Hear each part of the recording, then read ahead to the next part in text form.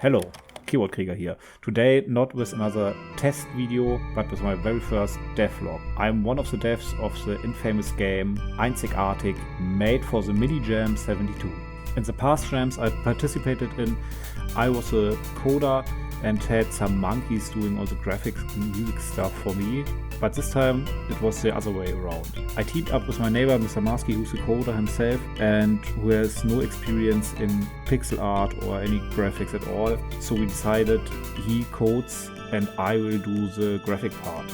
Some friends of mine helped us with brainstorming and made some sound effects and background music for the game. The limitation of this game was death has to be a core mechanic, and we came up with the idea that you have to utilize your own dead body to solve puzzles, and that fitted the theme very well.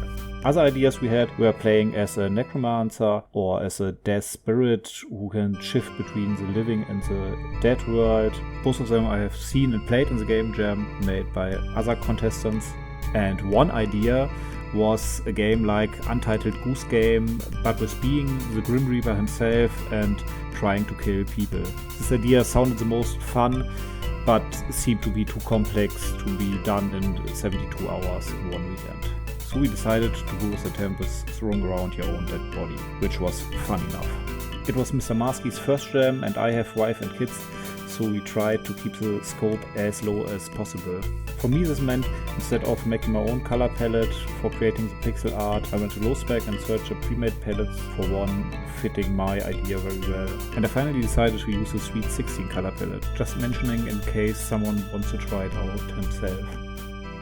For level design we went with Rule Tiles, a package for Unity, which makes design a lot easier. It basically makes a brush out of tiles you have drawn.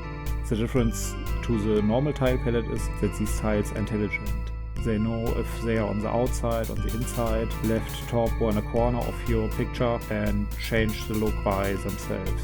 This is achieved by the rules you fill in the beginning, where you say that some tile is a side tile or a corner tile or a mid tile, and afterwards you just have to draw your level and everything else happens by its own. If you make 2D games yourself and haven't used rule tiles till now, have a look. For the main game mechanics we kept it simple too. We stayed with running, jumping, carrying the body, throwing the body around, having some collisions in the level, some tiles which can kill the player, some switches and some doors. Nothing more. One rule for a game jam is less can be more. In the end, this decision was absolutely right. Even with the low amount of time we invested, we had some extra time in the end to make the game rounder. The things we added had been a death counter, timer on the top, a level selection screen, and unlockable levels. Also the animations had been improved a bit and the sound effects had been added.